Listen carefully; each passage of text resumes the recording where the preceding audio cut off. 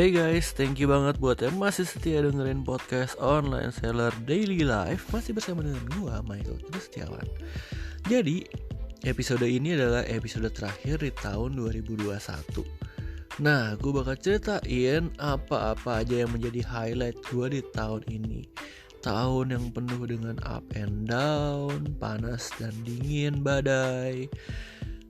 Ya, momen-momen berkesannya lumayan banyak. Gue bakal ceritain beberapa momen yang menurut gue paling berkesan dan secara gak langsung mengubah hidup gue.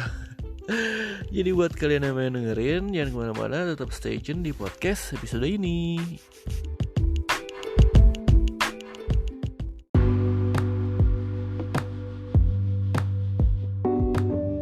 Oke, jadi awal tahun gue ngapain ya? Nah, jadi sebelum awal tahun itu kan ada tanggal 30, 31.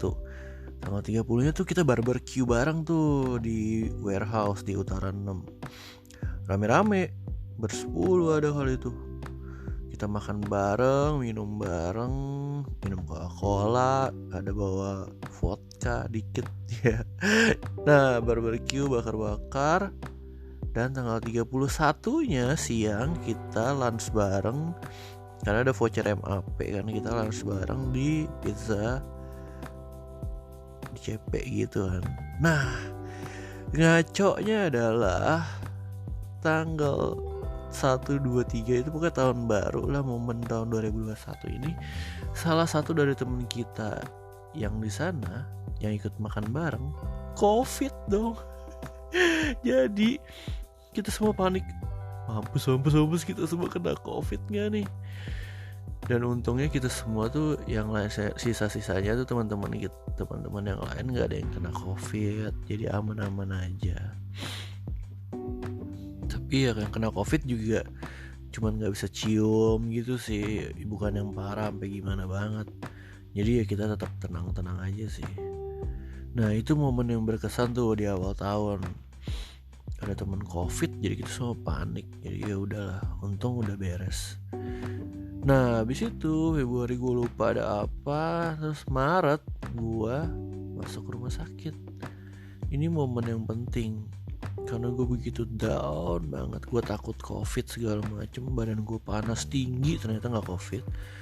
Masuk rumah sakit di opnam sehari, tapi gue masih ngerasa badan gue gak enak. Dan ternyata yang masalah itu bukan di badan gue, ternyata di otak gue. Gue stres banget waktu itu. Jadi gue sampai harus ke psikiater karena bener-bener down banget di bulan Maret itu. Bener-bener down banget. Gue sampai ke psikiater, gue minum obat penenang lagi, membantu gue tidur, membantu gue berpikir, membantu gue bisa menstabilkan mood. Nah, itu gue mulai bener-bener parah sih. Jadi kalau lu mengalami masalah mental health, ketika hal itu gak lu kontrol dengan baik, itu bisa bikin lu makin terperosok gitu loh. Tapi ketika hal itu lu maintenance dengan baik, lu akan stabil hidupnya. Nah, udah gitu gue cukup oke sih akhirnya setelah beberapa bulan ya. Tapi kemudian di bulan Juni atau Juli, COVID-nya naik tinggi banget gil di Jakarta.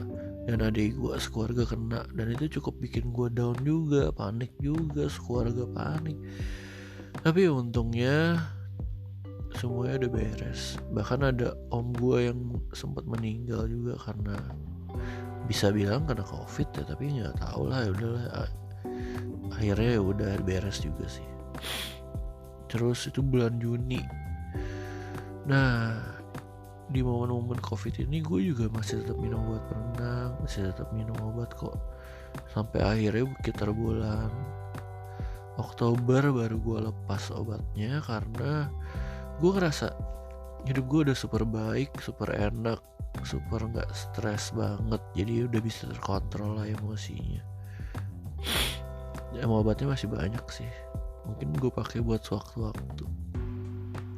Nah, di momen bulan November itu gue jadi sering untuk naik motor jauh. Gue pakai headset, terus gue puter podcast filsafat, terus gue muterin aja Jakarta. Gue berkunjung ke tempat teman gue buka restoran di Kelapa Gading naik motor, terus gue nganterin barang ke Sunter, ke tempat adik gue. Terus ada lagi gue benerin gitar di Meruya, Kedoya, dan semua itu gue naik motor. Enak sih sebenarnya, nyetir kayak nyantai gitu loh.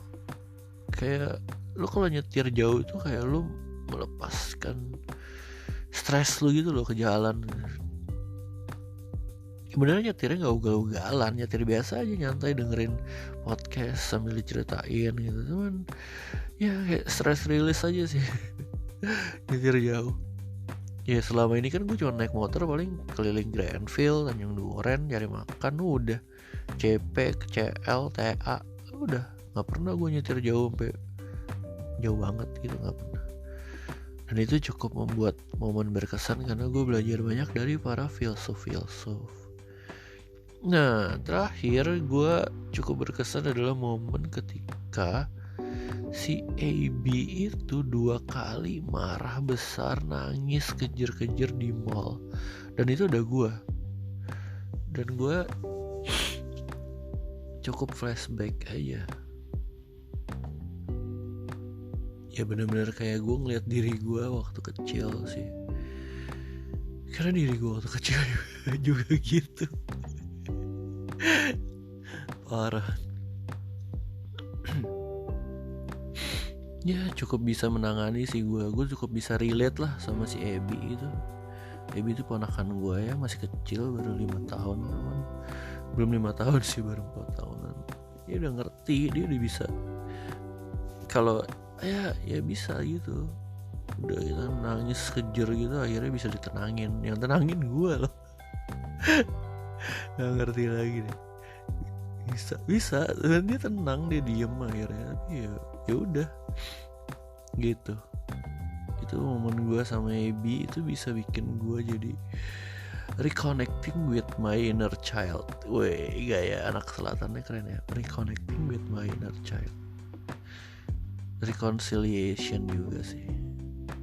Dan ini cukup membuat gue menjadi lebih baik perasaannya, lebih bisa kenalin, lebih bisa aware lah sama diri sendiri. Itu sih momen-momen yang berkesan di tahun 2021. Di waktu gue rekam podcast ini nih tanggal 21 Desember. Jadi memang 2021 belum berakhir. Tapi ya gue bakal posting ini di tanggal 31.